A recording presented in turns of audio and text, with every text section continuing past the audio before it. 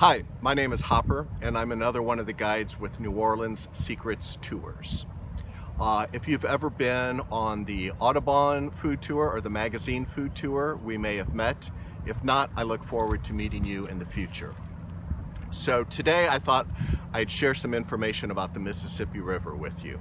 I live actually very close to the river, and I grew up along the river, but I grew up in northern Illinois, so about 1,000 miles or so upstream.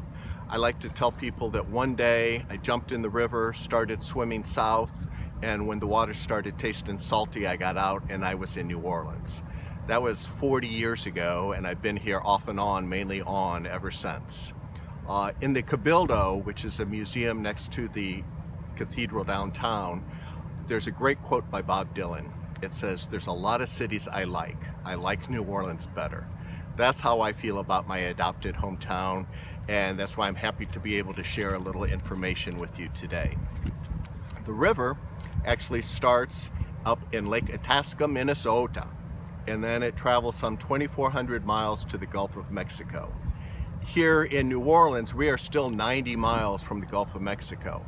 When I first thought of moving down here, I was young, I didn't know anything. I thought, oh great, I'm moving to New Orleans, there'll be sandy beaches and blue water. New Orleans has a lot to offer, but sandy beaches and blue water are not one of them. Backing up in history even further, in 1682, LaSalle, a French Canadian, came down the river, put his stick down and said, "I claim all the land drained by all the waters of the Mississippi River for France." He had no idea at the time how much land that was. It was basically all the land between the Rocky Mountains and the Appalachian Mountains.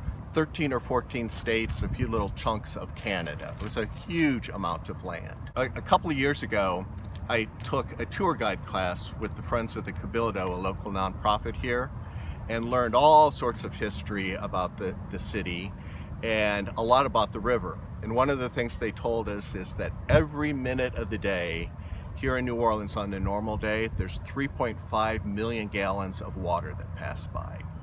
And I thought to myself, okay, 3.5 million gallons, that's a lot of water. How much water is that? So I converted it to one of my favorite pastimes, 12-ounce cans of beer. I'll give you a couple minutes to see if you can figure out how many millions of cans of beer pass by the New Orleans every minute of the day. And if you were anywhere close to saying 35 million gallons each minute, feel free to pour yourself a beer or a soda or whatever your favorite beverage is. The river has always been incredibly important to New Orleans, early on military, strategically, and for our economy. To this day, about 60% of the grain grown in the Midwest, the breadbasket of the United States, passes through the port of New Orleans. Additionally, between Baton Rouge, Louisiana, and the Gulf and out into the Gulf, we have a very large petrochemical industry. So it could well be that the gas that you put in your car may have been refined in one of our local refineries, or that the natural gas that you use for your to heat your house in the winter may have come from a rig offshore. If you've been to New Orleans before, very likely many of you flew in, and I still, 40 years later, all you see is water, water, water, water everywhere, and in the back of your mind you keep saying, I hope I see a runway soon. And I still think that today. But the good thing for those of us that live in New Orleans is that you don't have to go very far to enjoy all the water in the bayous. On our license plate, it says Sportsman's Paradise, and indeed that's the truth. You can go in the bayou and catch trout and redfish, and then if you want to go offshore, either you have a friend that has a big boat, or you can hire a captain and go to one of those rigs, because the rigs attract the little fish, which in turn attract the big fish. So you can tie up to a rig and catch mahi-mahi, red snapper, tuna. It is too much fun to describe, or as we like to say in New Orleans, you will definitely pass a good time. We're here on the river right now, or the river's in the background, and the levees in New Orleans now give protection 25 feet above sea level. So if we have big floods or hurricanes, the levees tend to keep the water out of the city. but they also stretch for scores and scores of miles. And if you like to jog or walk, or in my case, ride a bike, you can jump on the levees. There's a nice little asphalt path on the top, and go for more than 20 miles from my house and not be subject to cars and vehicles. It's beautiful. And a lot of people, even New Orleanians that live here, if they've never been up on the levee, there's a lot of things happening on the riverside of the levees.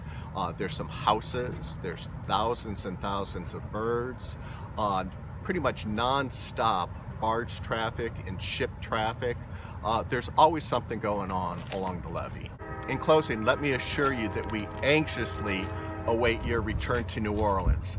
And when you do come back, I'm sure you will enjoy the city, and maybe now you'll also be able to explore a little bit of the mighty Mississippi River. Good talking to y'all.